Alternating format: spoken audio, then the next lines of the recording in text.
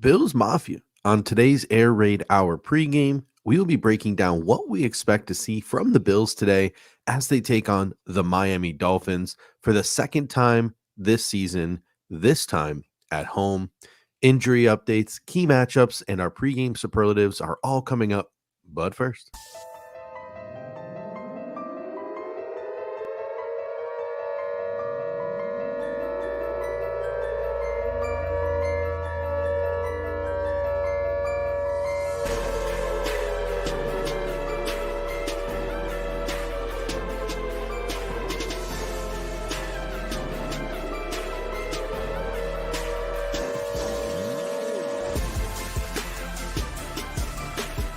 Welcome to the Air Raid Hour, a Cover One Network podcast. Here are your hosts, Judge Mathis and Tilt Money. welcome in Bills Mafia to the Air Raid Hour Cover One pregame show. And Dave, we've already got the comment section filling up. Pops Mafia coming in saying, let's go. Charles G, good morning, peeps. Took me a second there. For a second, every time I see GM now, I think general manager. EB coming in and say, go Bills. Charles G says, happy to celebrate Father's Day with everyone. For those who don't know, Josh Allen is the Miami Dolphins daddy. Andrew C comes in and says, I walked outside this morning and saw frost on the grass. Are Tua and the Dolphins sure they want to play today? I know they like it warm. Another Keon touchdown. So plenty of things to get to, including Keon Coleman over the course of today's game. But I wanted to start the pregame show, Dave, and I wanted to have a nice pregame show today, but the winner of this game has already been declared. I don't know if you saw this or not, but Cam Newton said on First Take on Friday that the Bills have not beaten a good team this year. So there's no way that they are going to beat the Miami Dolphins with Tua Tagovailoa because Tua makes them a good team, even though the Bills have already beaten the Dolphins this year when they had Tua. Yeah, and also, let's not pretend that he didn't play a majority of that first game. It was basically 3 quarters he played in that game, and the Bills, had pretty much dominated that game, including the pick six on Tua. So, look, I mean, this game always scares me, as RJ mentions. Obviously, we talk about the Bills and the Josh Allen era having really good success against this Dolphins team. But this is still a game you got to go out and not overlook. It's a division game. These are always should be or seem to be tougher. The Bills have done a good job in these moments against the Dolphins, but we're going to call on them and ask them once again, that Bernie Sanders meme, right? Where it's like, I'm asking you once again to do what you're supposed to do in this game and take care of business against the team that really, even with Tua back last week against the Cardinals, a home game for the Dolphins, they struggled throwing the ball in that game as well. So this is a chance, if you're the Bills, to bury this team in the division. Would put them at 2-6. We'll put them at 3-5 in the conference. We'll put them at 1-2 in the division. Just go out there, do what you need to do, bury this team, and don't give this team hope. Yeah, that's the key word there is we cannot have a letdown this week. We have to bury the Miami Dolphins. Can't take them lightly.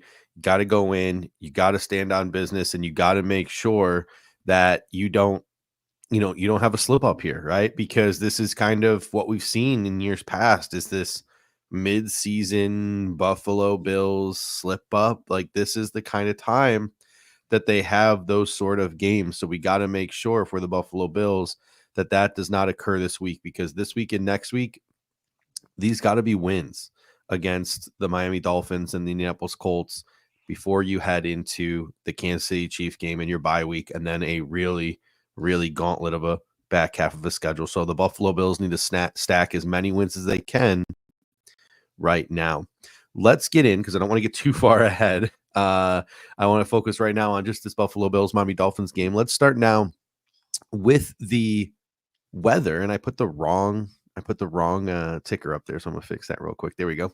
We're gonna start with the weather. The weather today: 50s, cloudy skies, minimal winds, very low chance for precipitation. Honestly, I'm jealous. It's the perfect tailgate and game weather. As a fan, these were always my favorite games when the weather was in the 50s and the 60s and there was a nice light breeze, like shorts and hoodie type of weather, sun's out or minimal clouds. Like these are the days to remember as a Bills fan, and hopefully the Buffalo Bills give the fans something to remember on the field to go along with what I'm sure is going to be a very fun and memorable tailgate. Yeah, I mean, it's gonna be tough to pass, what the weather looked like for that Titans game a couple weeks ago, but it looks like today could be a little less windy than that day, which will be nice. Look, at this point in the season, or if you're at home and you're the Bills, if there's minimal wind and really no precipitation, you'll pretty much take that every time, for comfort sake, right? Mhm. And look, it should really the weather, it really should have no impact on this game at all. Kickers should really be fine. Throwing the ball should be fine. Shouldn't really matter which direction the teams are going. So I don't know. Maybe you could say that's maybe an advantage for the Dolphins, but I Mhm. don't know, right? Like I think it's just a nice neutral kind of setting for both teams, and kind of splitting the difference between like what could have been a worse conditions, uh, cold precipitation versus the hot weather early in Miami. So this Mhm. splits the difference, I think, for both teams.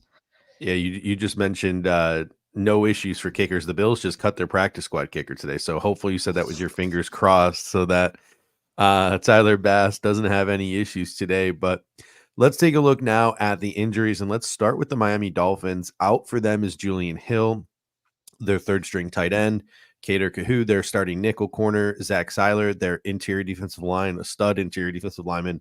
He's a really good player. He is out. Javon Holland is doubtful, their star safety, but he's probably not going to play.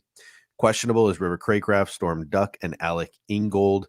This is a Miami team down their best defensive lineman in Sealer, down two-star pass rushers in Chubb and Phillips, who are on IR. They are shuffling DBs around with Kadu out, moving Ramsey to nickel and Cam Smith to the boundary. They are starting aging safeties in Jordan Boyer and Marcus May.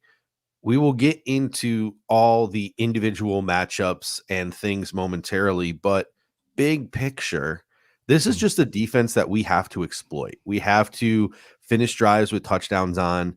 It's almost going to be like a win is a win. If the Bills win this game, I don't care if they score 6 points, but Mhm. it seems like anything less than a 28 to 30 point performance from this offense could be considered a disappointment, considering all of the injuries that have ravaged this Miami Dolphins defense. Yeah, and these are big injuries, right? We're not talking about sort Mhm. of role players or bit players, and obviously Sealer was there for the first go around and won't be here for this one.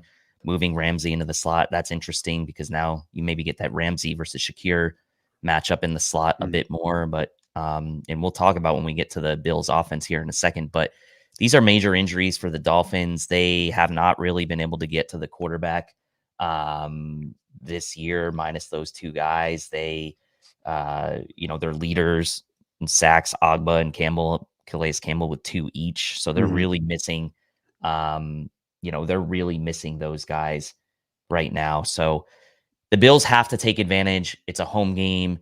You are coming off a very efficient couple weeks here if you're the Bills offense, and you just have to continue that trend against a very battered Dolphins defense that also gave up 27 points last week to the Mhm. Cardinals. So, yeah, you definitely need to take advantage. 28 Out for points. Excuse me. out for the Buffalo Bills today is fullback Reggie Gilliam. It'll be really interesting to see how that affects the 53-man roster, because I don't think the Bills are going to try to replace Reggie Gilliam. They hardly ever use a fullback anymore anyway. Reggie Gilliam, more a pseudo fullback tight end, but he plays a vital role on special teams. So is it going to be another linebacker like Buffalo Joe, even though Terrell Bernard is healthy and playing? Is Buffalo Joe going to get activated to play special teams in Gilliam's place? Or could we see the Buffalo Bills maybe carry a fifth defensive tackle to try to slow down this Miami running game? I know they recalled Ilianku again, but maybe Zion Logue also gets activated for this game just so they have more guys plugging the interior against Devon Achane, against Raheem Mostert, etc. So it'll be really interesting to see where the Buffalo Bills go with Reggie Gilliam out. Yeah, I agree. It'll probably be, I would imagine it'll be an extra defender somewhere, whether it's a linebacker or a defensive lineman. Um, Doesn't really matter too much to me which route they go, because then you can make the case for Mhm. each that either or are not going to see significant snaps. And if they do, then something went wrong. So you're probably just pulling the best special teamer in this case. So it could be Buffalo Joe being active for this game. We saw him active a week ago. So it could be him. I would not be surprised. That'd be my clubhouse favorite if I was going to bet. Questionable for the game are Amari Cooper, Christian Benford, and Curtis Samuel. Obviously, two pretty concerning injuries, and one that should be concerning, but Curtis Samuel hasn't made much of an impact this year. Recalled from the practice squad or elevated from the practice squad, Eli Anku and Jalen Virgil. The Virgil activation for a second consecutive week has me thinking that it's going to be Curtis Samuel inactive this week. I think Amari Cooper is going to go, even if he's just more of a decoy. It's a wrist injury. And I think Christian Benford is going to go. Maybe we see a situation where Kyer Elam starts and Christian Benford comes off the bench as needed. But I think Cooper and Benford will go. I do not think Curtis Samuel will, based on the practice squad elevations this week. But three pretty concerning injuries, and hopefully these guys can get back close to 100% sooner rather than later.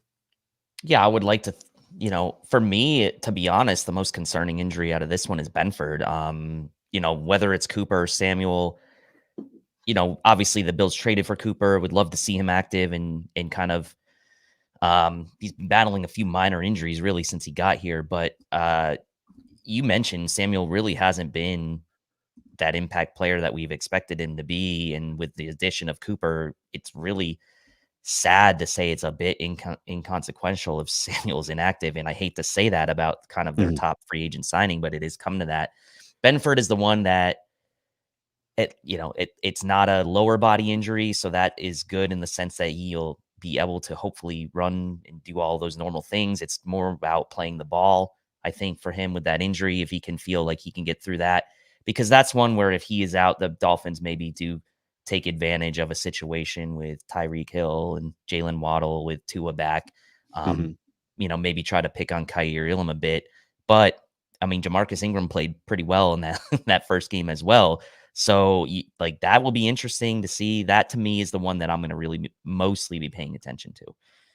Curtis Samuel, I'll tell you what, just kind of a little off topic here, but I'm almost at the point where he has to not be healthy, right? Whether it's the turf toe or now this new pec injury, he's just really struggling out of the gate statistically.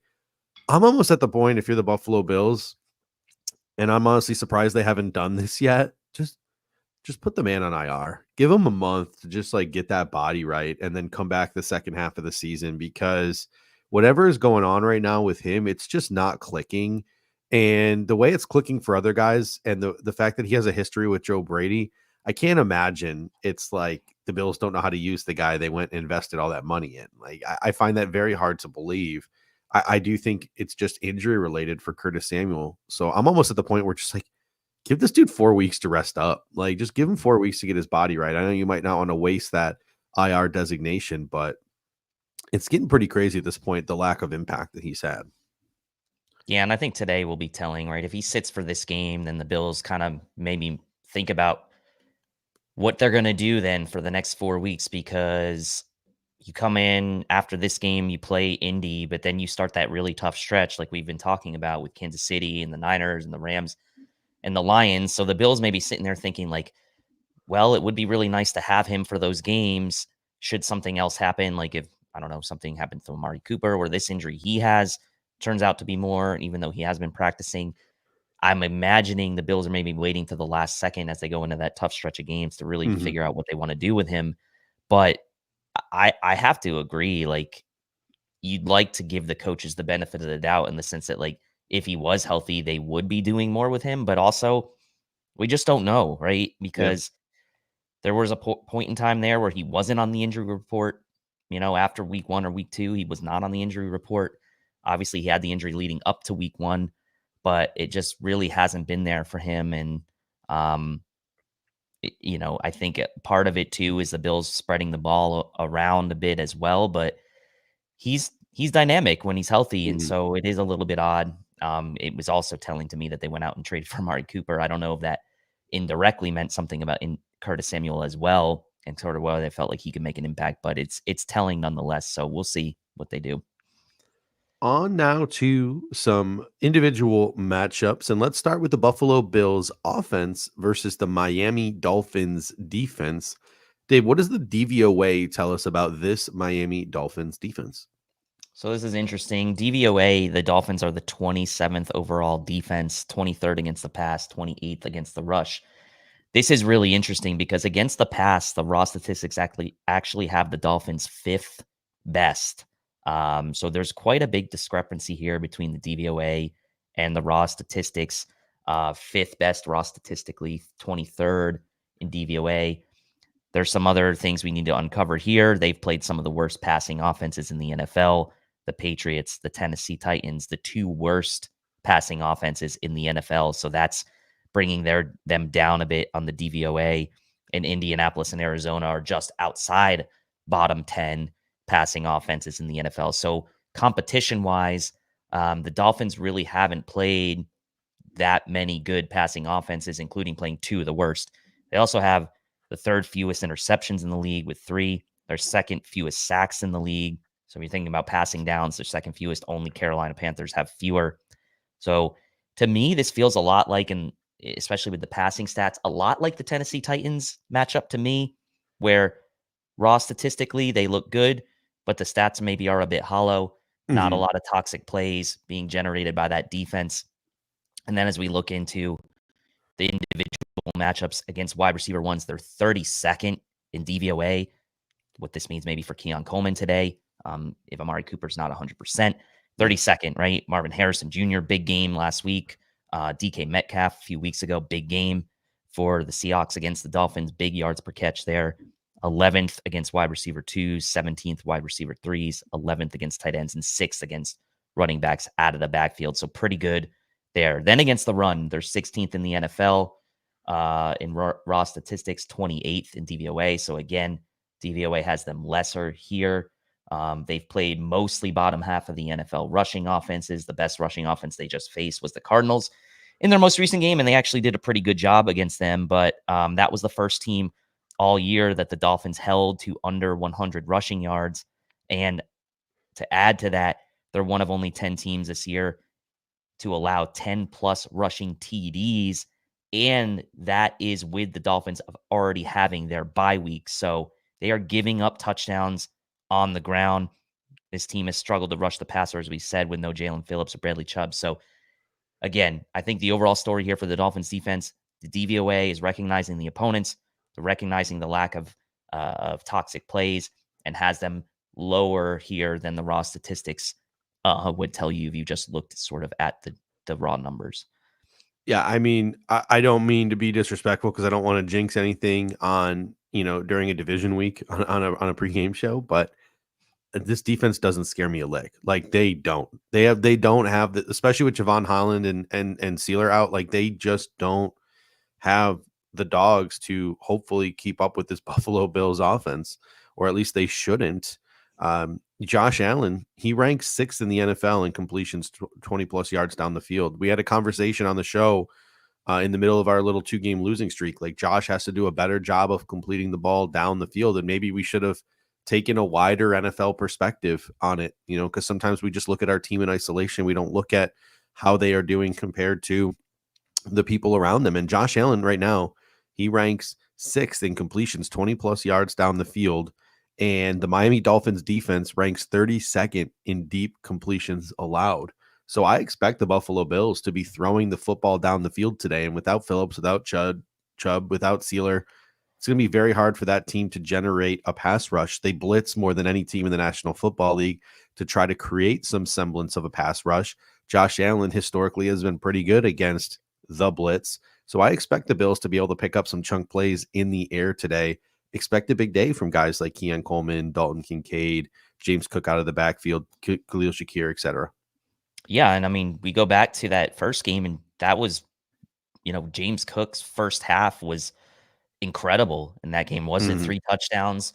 Really didn't have to do much in the second half. So, and that was really before the Bills started integrating Ray Davis into this offense a bit more. Now without Sealer, it's like, wow, you have options now if you're the Bills offense. We talked about last week how Marvin Harrison Jr. had a big game. And also, by the way, Trey McBride a big game last week for the Cardinals. So you start to look at this, make Keon Coleman, Dalton Kincaid, like the young guns for the Bills. This could be another good week for those two guys after a good week last week against the Seahawks. And then you match that with the uber efficient game James Cook had last week.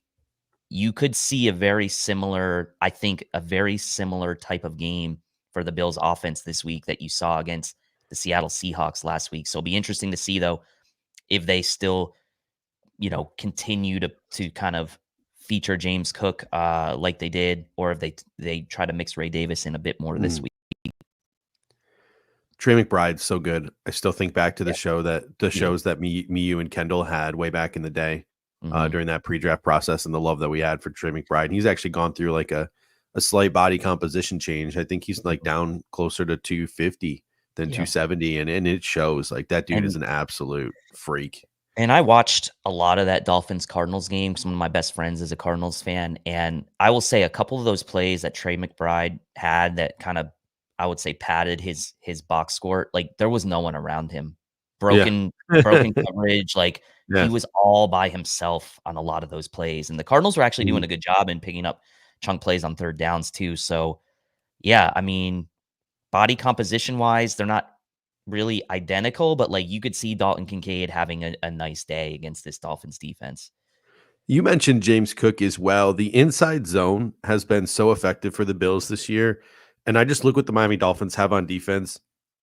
In the middle of that defense, Sealer is out. Holland is likely out. Guys who are doubtful hardly ever play. And if they do, they're probably going to be a shell of themselves. You get James Cook up the middle. He should be pretty effective there.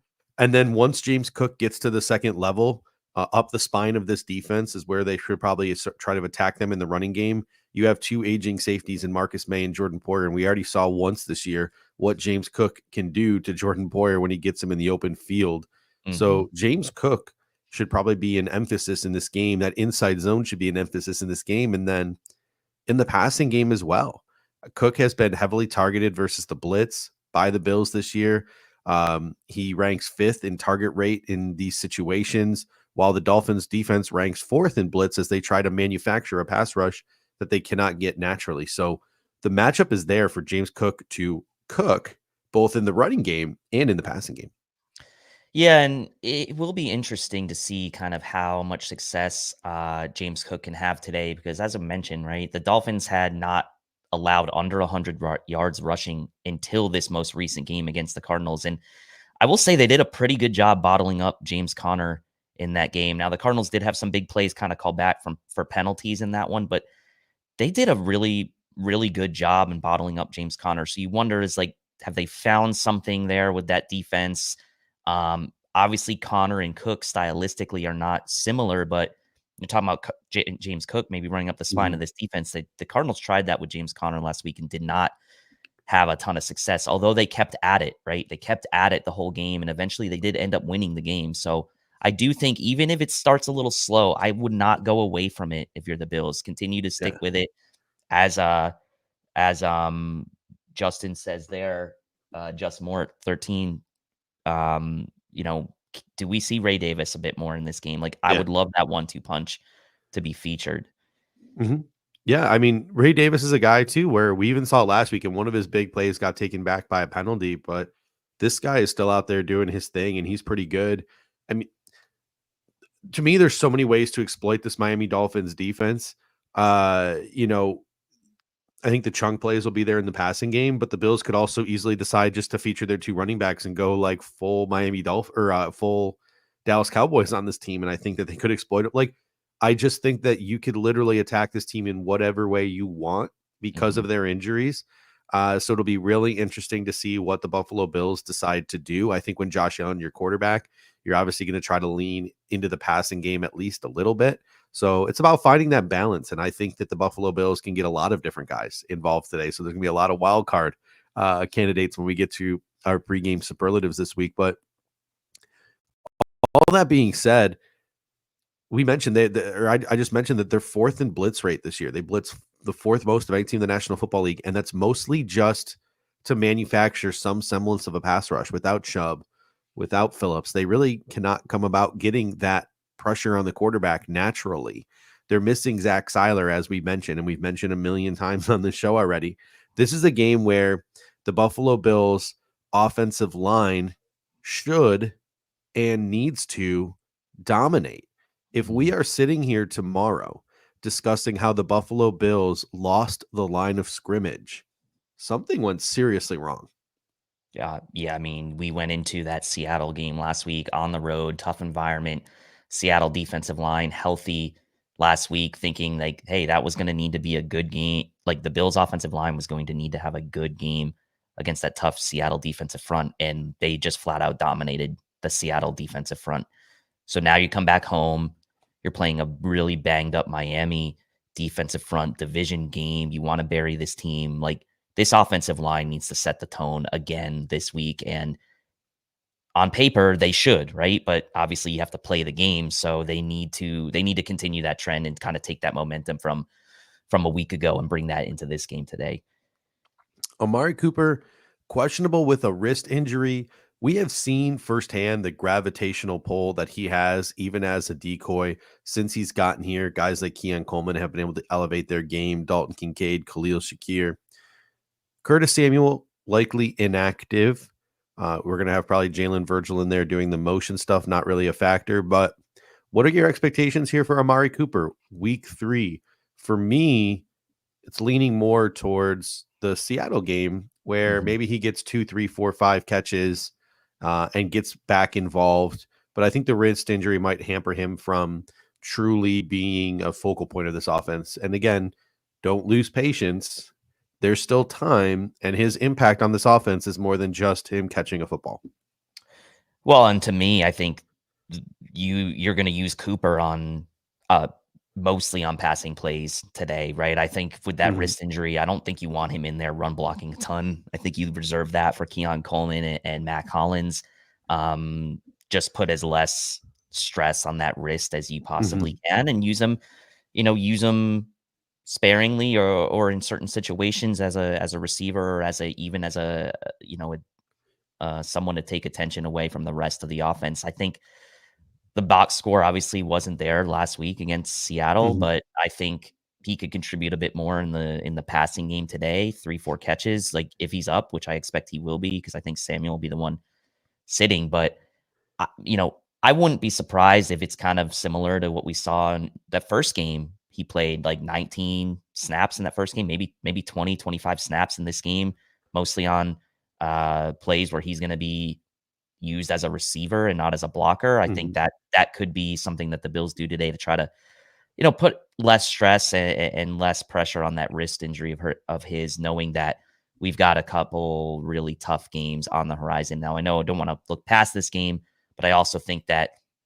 you saw what the Bills did last week without him really contributing much on offense. And so it's not because we don't need Amari Cooper, but it's like you can be smart about how you use him today. Yeah, I mean, to me, Kincaid, Coleman, Shakir, and Cook, those need to be your big dogs. Funnel your offense through those guys. An injured Amari Cooper, Dawson Knox, Ray Davis, Matt Collins, those guys fill in your sort of auxiliary roles behind that big 4, at least for this week. That'll change, obviously, once Amari Cooper gets right and gets ingrained in this system. But to me, Kincaid, Coleman, Shakir, and Cook, those are the 4 guys I want to see having a big day. Everyone else, auxiliary roles. Yeah, I agree. And then like this super chat from Buffalo Fans 64. Thank you for that, by the way. Do we consider this a trap game for us, considering everything that's wrong with the Dolphins sitting at 2-5, because I think they've had their bye week and they need a win badly. Yeah, I mean, look, this is one we said at the top of the show. Like, you need to bury this team today when you have a chance in the division, right? Send them down to 2-6, send them to 1-2 in the division, send them to 3-5 in the conference. Don't give this team a pulse going into the second half of the season. We saw kind of a little bit of chatter around that with the Jets, like after they just beat the Texans. Oh, the Jets could go on a run. Like, just don't even give this team hope, right? Bury this team today. You're supposed to win. I think being a division game, the Bills know what's at stake here. This can really, once again, just totally open up the division for the Bills as far as like however many games you have in hand. So I I guess it is a trap game because it's a division game, but I don't think the Bills will come out unfocused. I think they will be focused today. Yeah, and Buffalo Fan 64, thank you for your super chat. I think it's a perfect segue into our next conversation because we here on the pregame show, like we could take the Miami Dolphins lightly. We kind of have so far, talking about just all the ways that they are decimated defensively and how the Buffalo Bills should, on paper, exploit the heck out of this defense and rack up a ton of points. But now we're transitioning to the Buffalo Bills defense versus the Miami Dolphins offense. And this is now week 2 of Tua being back. And at the end of the day, this is a team with Devon Achane. This is a team with Raheem Mostert. This is a team with Tyreek Hill. This is a team with Jalen Waddle. If you don't come with a plan prepared to contain that offense, contain that speed, contain that firepower when Tua is running the show, because we've seen that you can pretty much contain it when he's not. But if you don't come up with a game plan, they can score points too. And this can be a legitimate game if the Buffalo Bills cannot contain, to me, the three big ones are Achane, Hill, and Waddle, and the speed that they have. Exactly. And as we start to talk about the DVOA here on the Dolphins offense, 29th overall, 30th passing, 24th rushing, and obviously Tua, this is only his second full game back. He's really only played two full games this year, right? And then the Bills game, he played most of it.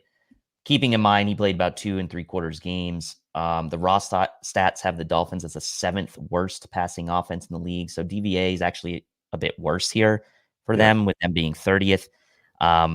They've played the Pats, Jags, Cardinals, Colts, all bottom 10 pass defenses. And by the way, Tua did play in 2 of those games, the Jags and the Cardinals. So in 2 of those games against bottom 10 pass defenses, they're still down near the bottom in passing DVOA. Now, again, Jonnu Smith did a few things against the Bills the first time they met. He's actually been somewhat a focal point for them in the last couple weeks. So that's something you got to watch if you're the Bills. 24th rushing. This is where it gets interesting, right? Because the raw stats have the Dolphins as the 9th best rushing team in the NFL, but they faced 4 of the bottom 11 rush defenses in the NFL: Seattle, Arizona, Indy, and New England. Seattle and Indy are both bottom 4 in the NFL rush defenses. It's interesting that the DVOA is unkind to Miami here because they have 150 plus rushing yards in 3 straight games. Mike McDaniel has kind of gone back to where when the Dolphins have been the most successful is actually when they've run the ball well and then kind of set up that passing game for Tua. And they've been running the ball well. But Raheem Mostert averaging a career low 3.5 yards per attempt this year. He's never been below 4 in a season. Obviously, you talked about Tyreek and Jalen Waddle. They've clearly been affected by the QB issues the Dolphins have had, and now they get, another week under their belt with Tua having that game against the Cardinals. He's coming back now for his second full week. Achane is the guy, right, that the Bills at times have had really good success against and at times have kind of let loose. So he, maybe he's a respect you player today. But the Bills have, after giving up some big games to guys like Breece Hall, right, and the past couple weeks, sort of figuring it out on the run defense side against guys like Pollard and Kenneth Walker. I wonder how the Bills will come in. Breece Hall and Derrick Henry, the 2 games prior, had their way with the Bills. And then the past 2, Tony Pollard and Kenneth Walker, the Bills have done a better job against the run. So this one's interesting to me. Obviously, again, with the rushing stats, DVOA is looking at them saying maybe they're not as good as the raw stats would tell you. But I kind of disagree with the DVOA here. I do think the Miami Dolphins are a good running team. I think they're better than 24th, is what DVOA is telling you. I think they're a middle of the pack running team. And I do think with Mostert and Achane, and maybe they sprinkle in some Jalen Wright today as well, that can be something that the Dolphins lean on. Yeah. I mean, the number one key today for the Buffalo Bills, and it's simple to say, but it's harder to do. And it's just you got to affect Tua. Like that's how you beat this Miami Dolphins offense is you affect Tua. That involves pressure with 4, those creeper pressures that Bobby Babich and Sean McDermott have utilized in the past, just being creative with pressures, getting guys like AJ Epinesa, like that pick 6 in week 2 was AJ Epinesa inside as a defensive tackle running a stunt. Like being creative to apply pressure to Tua. You want to get Tua off platform. You want to get Tua out of structure. You want to get him out of the pocket. You want to get him off of his first read. That's going to involve Rousseau, Oliver, and Miller, obviously being the major talking points and being able to generate that pass rush with 4 guys. Epinesa, Smoot, Bernard, Dorian Williams, some of the secondary players like possibly Taylor Rapp or Taron Johnson, they come into play here. If we send those creeper pressures or we send a 5th guy, got to get to the quarterback. The Buffalo Bills got to affect Tua. That's how they're going to win this football game. Yeah, and ultimately that's how they won the first time around, right? The turnovers affecting Tua with pressure. That's what really kind of set that game and spiraled that game towards the Bills' favor. Because obviously early in that game, the Dolphins did have a little bit of success moving the ball and then ended up kind of being a tight game there for the very early stages. And then once the Bills started affecting Tua, it kind of took them out of their game plan. As we get a super chat here from Richie Fresh, nervous because I think of us as the new Pats and Finns, the Bills, once in a blue moon, they get a win. Cautiously, I got the Bills 38-17. Thank you for that super chat. And then Justin says, week 2 game, our D was into his head. And that's exactly what you're talking about here as well.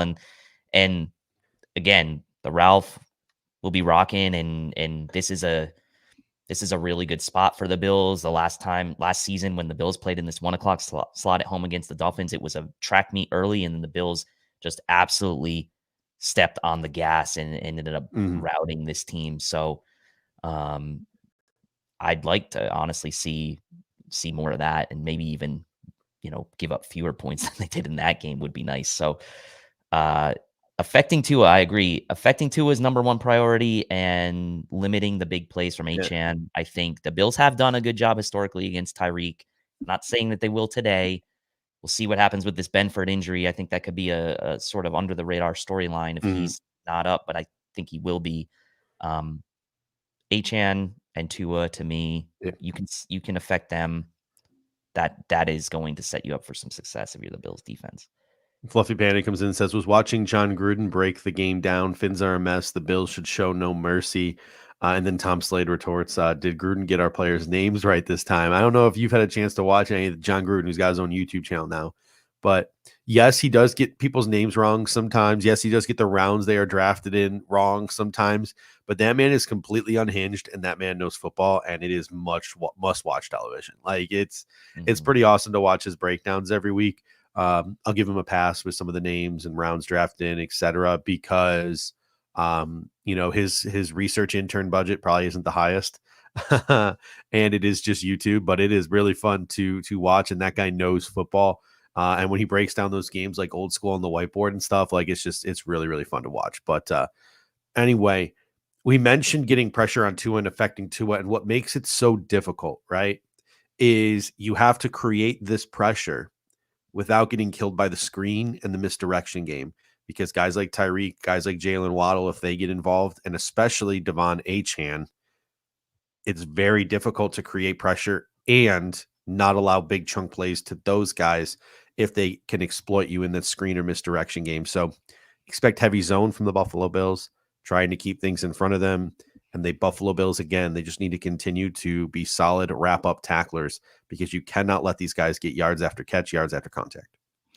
Exactly. And at times, Miami's been successful with that misdirection and some of these screens against the Bills. And for whatever reason, Mike McDaniel has gone away from that, even within games when it's been successful for them. So if Mike McDaniel sticks to that plan and sticks to his guns and actually kind of works that and stays with it, I think they can move the ball against the Bills. But for whatever reason in the past, he's kind of gone away from that when things have been working. So I hope he does that again. I hope he goes away from the things that have worked well, but you wonder one of these times maybe he gets smart and actually sticks with it. So the Bills definitely need to be good at tackling today.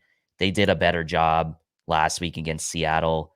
Kenneth Walker had a few plays out of the backfield, but for the most part, they were snuffing things out. And Rasul Douglas and Taron Johnson kind of set the tone early in that game with their tackling. That I thought was the Bills' best tackling game of the year. I think they need to come with another effort like that today. Justin Tindall coming to the super chat. Always appreciate you, Justin. He says McDermott makes sure the first read is covered so Tua holds onto the ball and gets happy feet. I agree. He's definitely done that in the past, but also it's a little bit tougher now because he used to be able to do that when he had guys who knew his system, guys who were veterans, and guys who were in their prime in Micah Hyde and Jordan Poyer. Now, obviously, DeMar Hamlin and Taylor Rapp physically are in their prime, being in their 20s, but they don't have the time logged in the Buffalo Bills system like Hyde and Poyer have. Hamlin does to a degree. And I certainly don't think that those safeties have the pedigree. These safeties have the pedigree that those two had in their prime. So it's just a little bit more difficult, but I agree, right? Like taking the first read away from Tua, making him get out of structure, making him sit in the pocket. Those are the things that you want to do against Tua Tagovailoa, but easier said than done for all the reasons we've mentioned. Yeah, and Rapp has had a couple good games against the Dolphins. I mean, he's obviously had the game-sealing interception last year at the end of the season. Wouldn't surprise me, though, if there is at some point today a Taylor Rapp unnecessary roughness hit over the middle against Waddle or Tyreek. I don't know. I have a gut feeling that we'll see one of those today. Last little bit of notes that I have on the Buffalo Bills defense versus the Miami Dolphins offense, and it just goes to the overall theme of what we've been talking about. Missed tackles, bad angles, and poor edge setting. All of those things could be absolute backbreakers for the Buffalo Bills today. This is a team with Achane and Hill and Waddle that have the horses to take it to the house from anywhere on the field. If Miami is going to win this game, it's going to be on the backs of those three guys, their speed and their game-breaking ability. It will be. And then one last note from me. The Dolphins are 2 for 15 on fourth downs this year. It's the worst conversion percentage in the NFL. And the Bills, conversely, are the best 8 for 8 on their side of the ball going for fourth down. So 2 for 15 on fourth downs if you're the Dolphins, pretty bad. If the Bills can, force the Dolphins to make some tough decisions, their success rate on fourth downs has not been great this year. So, yeah, don't give up some of these big plays on third and long if you're the Bills. If you get into a situation where it's 3rd and 15 and you're on the defense, try not to give up like a 13, 14-yard play if you can, right? So just make it as difficult as you can for this Dolphins offense. And it starts with, like you said, affecting Tua and stopping Achane. That's a great point. I think our third down defense, especially in third and long situations, is going to be very interesting because Sean McDermott has made the comment, because people have asked him, like, our third and long defense has not been great. People have asked him, and he's like, well, it's about doing a better job marrying the pass rush with the coverage.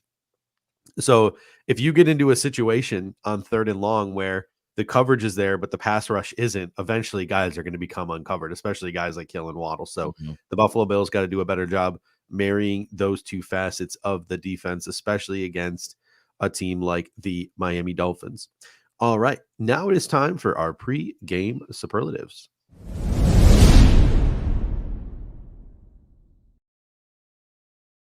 As always, we are going to lead off this pre-game superlative segment with our Take Me Higher Player of the Game.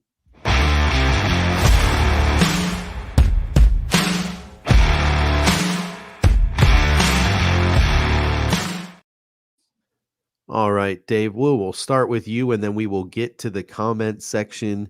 Who is your Take Me Higher Player of the Game? This is a Buffalo Bills player not named Josh Allen that needs to step up and have a big day in order for the Buffalo Bills to defeat the Miami Dolphins. Yeah, I think that it seems like this show we've been kind of trending to talking about the offense kind of having a day, but I'm going to go with the defensive side of the ball, and Terrell Bernard missed most of that first game against the Dolphins. That was the game he got hurt. Spector and Williams did a really nice job the rest of that game and kind of adjusting and filling in, but this is it's really nice for this game for the Bills to have Terrell Bernard at home, being a tone setter, being a guy that can potentially make a big tackle on a screenplay to stuff out a screenplay, or whether it's someone coming across the middle of the field like a Waddle or a Jonnu Smith to make a big pass breakup. I think this is a really big day for Terrell Bernard to kind of re-cement himself as one of the all-pro consideration linebackers in the league. He's been playing well when he's played this year, and I expect that to continue. and I think he needs to have a tone-setting type of game on the defense today. So I'm going to go with Terrell Bernard as my take-me-higher player. I like that pick. Pops Mafia comes in and says Shakir on offense, Von Miller on defense. Charles G says James Cook. Roy Collins says Ed Oliver. Fluffy Panda says Groot. Jessica Tennis says Miller with 2+ sacks on third and longs. That would be huge. Tom Slade says we all paid tickets for the Dalton Kincaid show. It's been quiet. Maybe that's him saying he wants to see Dalton Kincaid have a big game today. My take me higher player of the game is going to be, I'm going back to an old favorite here this season. I'm going back to James Cook. Yep. Miami is weak up the spine. Let's let him get the rock on those inside zone carries. He gets it into the second level. And again, we've seen firsthand what he can do one-on-one against aging safeties like Jordan Poyer. Miami likes to blitz, get him involved into the passing game as well to counteract that blitz. My prediction for James Cook today, 150 plus total yards and 2 touchdowns. Wow. So, combining the take me higher to the hot take. No, because I'm going to have another hot take today too. So you're trying to make up for last week's. I'm trying to make up for my lukewarm hot takes that everyone seems to be mad at me about. So if you're mad about me and my hot take this week, just look back to the take me higher segment where I say 150 yards and 2 touchdowns for James Cook. All right, up next, we have our wild card player of the game.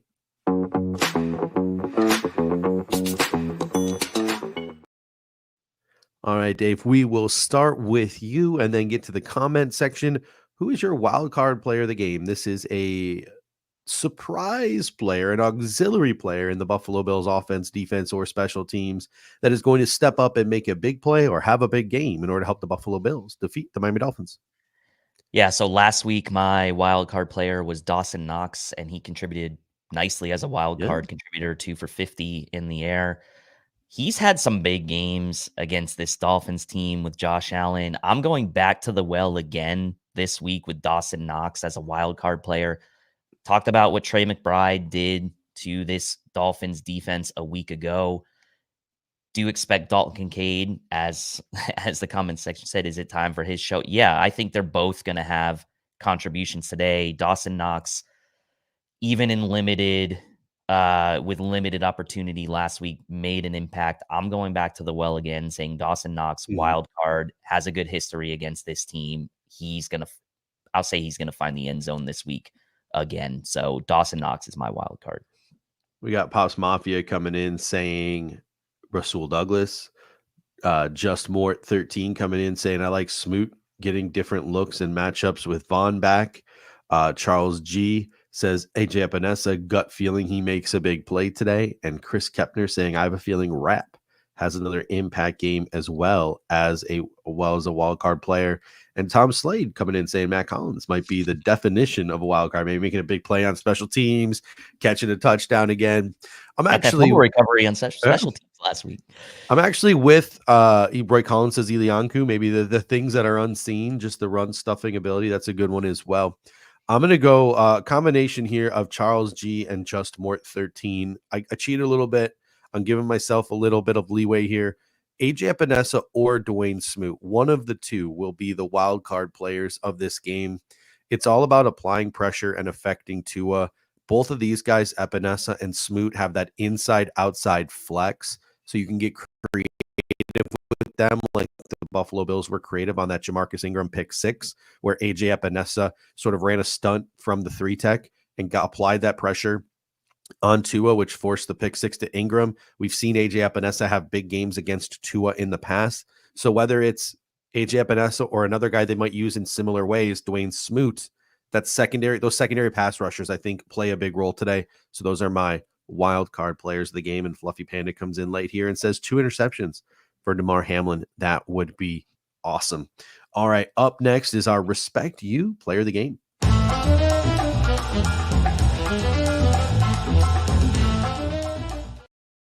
All right, Dave, we'll start with you, and then we will get to the comment section.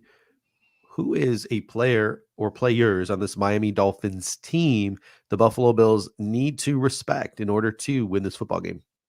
I'm going to say Devon Achane. I think it goes without saying that he scares me. The Bills have done a bit of an up and down job against him in the past, or his yards per touch in certain games against the Bills have been pretty high. They also did a pretty good job against him in the last go around, albeit he was a little banged up for that one, as I recall, with the ankle injury coming into it. So Achane in the screen game, the Bills have to be on their game. Like I said, they've done a good job the last couple of weeks against Walker and Pollard as far as their yards per carry below 4, and then Walker's obviously really low, but a lot of that was they were really taken out of the game. The 2 weeks prior, the Ravens and the Jets, the Bills gave up big games to Derrick Henry and Breece Hall, so that scares me a little. I think Devon Achane in a similar kind of style as Breece Hall can give the Bills problems on defense, so they're going to have to be smart, watch out for that misdirection, be good at tackling. I think it's Achane for me as the respect you player. Yeah, we get, and the comment section agrees. Roy Collins comes in and says Achane. Pops Mafia says Achane. Charles G says respect that speed. Fluffy Panda says, yeah, Achane screen kills us. So Achane is a very popular comment here in the comment section. I actually had Devon Achane as my pick, but then I thought to myself, well, he's killed us before in the stat sheet, and it hasn't seemed to affect the outcome or the score of the games. So I pivoted, and my respect you player of the game is going to be the trio of Tua, Hill, and Waddle, because if they can figure it out and they can beat us consistently over the top and get those 20 plus yard chunk plays or those 16 plus yard chunk plays, if they get it figured out in the passing game to marry that running game, then the Buffalo Bills could be in some trouble today. But they haven't yet this year. And I know a large part of that is this is only going to be Tua's third full game. He's essentially played 2 3/4 games this season. So if this is the week where that all starts to click for them in the passing game, it could be a longer day for the Buffalo Bills. So Tua, Hill, Waddle, you got to respect that trio. You can't allow them to be explosive in the passing game and the running game. Yeah, if they're just explosive in the running game, not as much of a threat as if they're explosive in both. Yeah, and the Bills did a good job, have done a good job against Tyreek in the past, right? And so he's not been good this year. A lot of that has to do with Tua not playing, but really his best game of the year was week 1 against the Jags and has not really put together a solid Tyreek-like game since. So let's hope that trend continues and the Bills can slow him down yet again. And someone in the comments section, where is it? Hot take might be Jonnu Smith. We saw him have a couple of big receptions week 2, and he said some big plays this year for the Miami Dolphins. Always so odd that Mike McDaniel, coming from that San Francisco system, never has really tried to recreate like the George Kittle and looked for that like tight end in this offense. Very, very weird. I don't know if it's a monetary thing because they have Hill and Waddle and so much money tied up there. I don't really get it, but they haven't really tried to figure out that tight end position. And Jonnu Smith's the best that they've had there in years. All right, time for our fire sale, our hottest take from this week's game.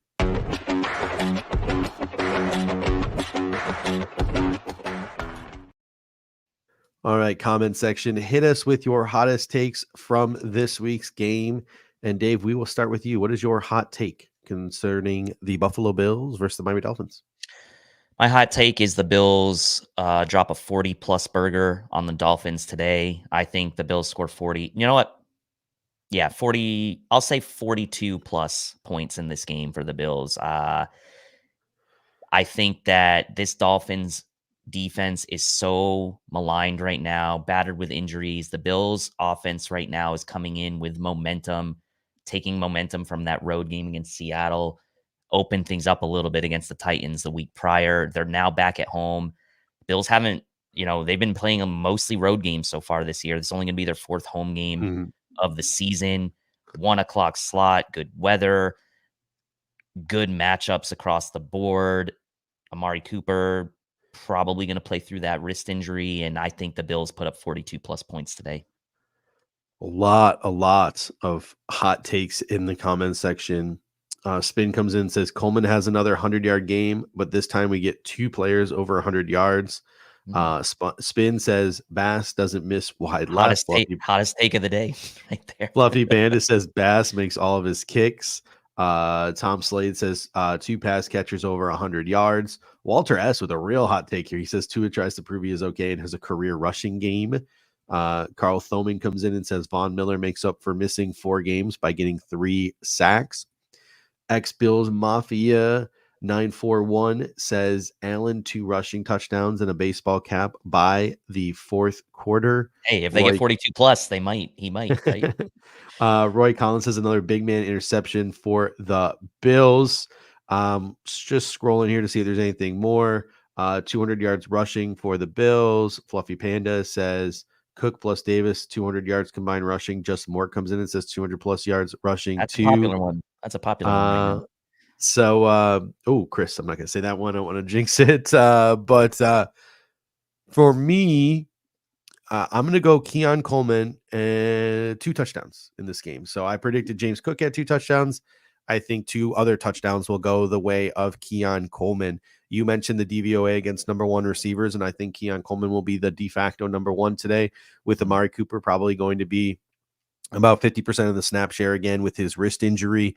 I think that Jalen Ramsey moving into the slot, most likely with the injury to Kahoo, is going to free up Keon Coleman to go against Fuller or to go against Cam Smith. So I think a lot of the stars are aligning for Keon Coleman to have another big game. I predict he scores 2 touchdowns in this one. Tommy Miller says Kincaid 2 touchdowns. And then Pops Mafia comes in and says no Sam Martin punts. Another hot take here from Tom Slade. Season low flags for the offensive line today. That would be great. What would that be like? What would that be like? 7? I feel like.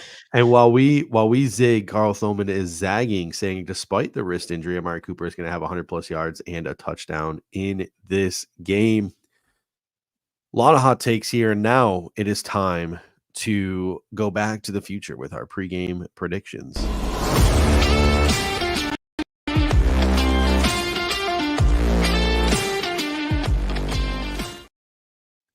All right, let's get to it now. Our pre-game predictions. Dave, let's start with you. Send us back to the future here. Paint a picture for us. How's this game going to look? Yeah, so hot take, obviously, I have the Bills scoring 42 plus. I do think the Dolphins are going to move the ball today on offense. I think Tua's second full game back after the injury at home last week against the Cardinals. They still put up 27 points, moved the ball pretty well for most of that game, had some interesting play designs in the low red zone as well, notably to Jonnu Smith. And that was really without truly getting Tyreek and Jalen Waddle going last week. So we'll see about this Benford injury. I do think the Dolphins will move the ball.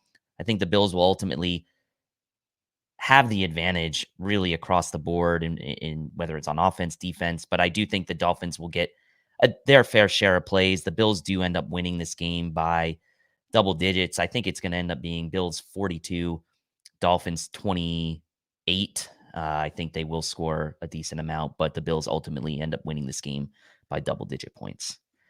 We got Spin coming in saying 44-17. Tommy Miller saying 38-21. These are all Bills, obviously. Fluffy Panda coming in saying Miami too hurt and just a mess in the front office. Tom Slade says Bills by 100. Roy Collins says division game against a desperate team. Bills win 30-24. Charles G says 30-27 Bills. Fluffy Panda 32-6 by halftime. Wow. James Leclerc says desperate Dolphins team. This will be closer than most people think. Will Trout says lower scoring than expected, 24-10. Carl Thoman says Josh Allen's on fire and scores a touchdown in the first 4 possessions. And the Bills are up 28-3 at halftime. Bills win 41-17. Man, would I love to see that. RJ Melville says 34-31 Bills, and we're going to hate it. And then Just More 13 says, let's say Dolphins score 3 touchdowns. Bills should still take care of business. And I agree with that. We've mentioned at length the Dolphins injuries in this game. And then finally, Billy Villa comes in and says Bills 38-24. Ralph Wilson Sr. comes in and says election results are in. Bills in a landslide. So I like that one as well. My prediction here is Bills 31, Dolphins 23. I do think it will be a little bit closer than people think. Even if it's not close in reality, I think it might be close on the scoreboard. Miami, I think, is going to move the ball to some degree. I think they're going to start to figure it out a little bit in the passing game. I think they obviously still have that running game that they can lean on. But but I think they're going to struggle to finish drives when the field shrinks. And I think that's when the Buffalo Bills defense will step up inside the red area when they don't have the speed to take the top off and they have to go east-west and not north-south. I think that's when the Buffalo Bills will take care of business against this Miami Dolphins offense. The Bills are just going to bully an injured Miami defense. Our strength is our offensive line, and they are going to take advantage of one of the current weaknesses of this Miami Dolphins, their defensive line. So Bills 31, Dolphins 23, in a game that is just slightly, I think, closer than what some people expect. All right, some closing thoughts here. Obviously, number one, don't forget the Cover One post-game show live tonight following the game.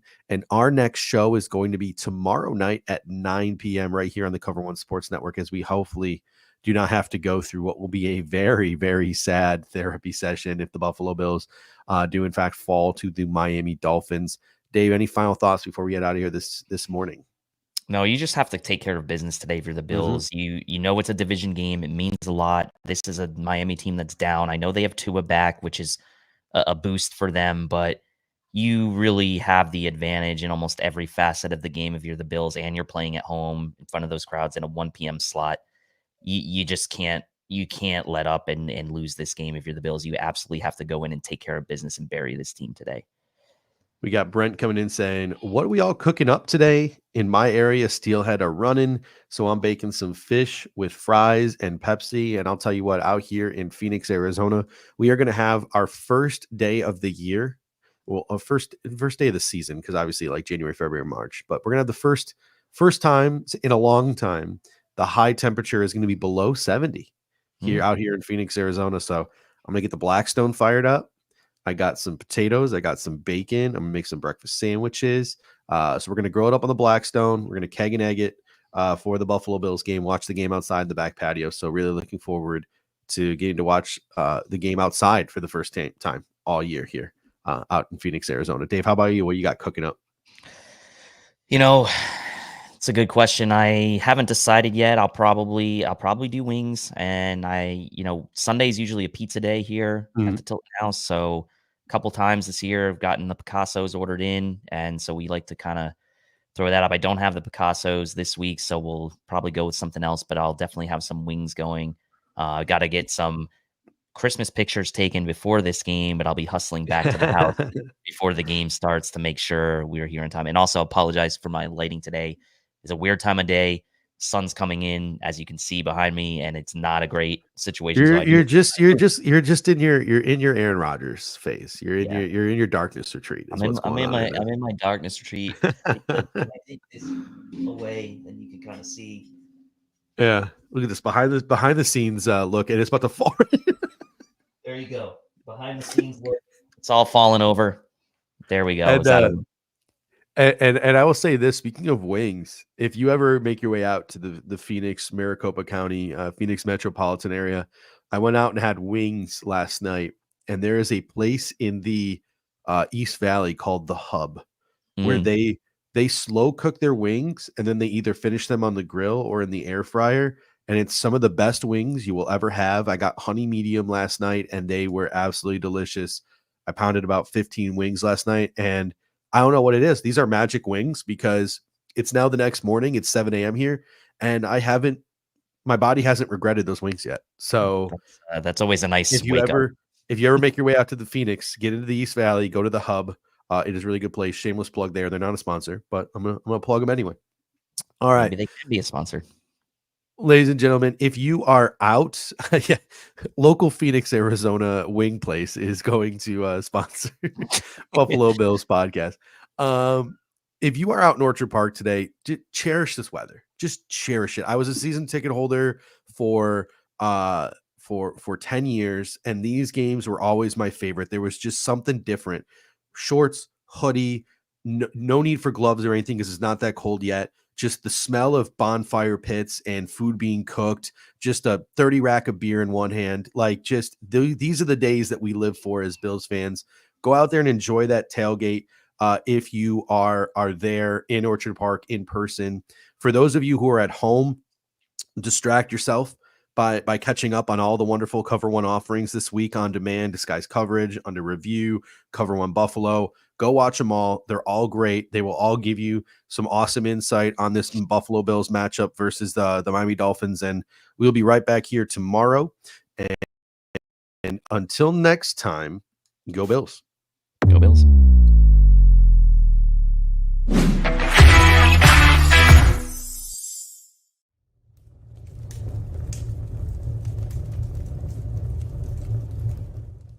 Thank you for watching tonight's episode of the Air Raid Hour.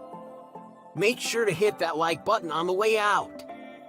If you are catching the show on demand, leave a reply in the comments section and we will respond over the course of the week. You can always listen to every episode next day on all major podcasting platforms, including Apple Podcasts and Spotify, by searching Air Raid Buffalo. Thank you for your continued support, and as always, go Bills!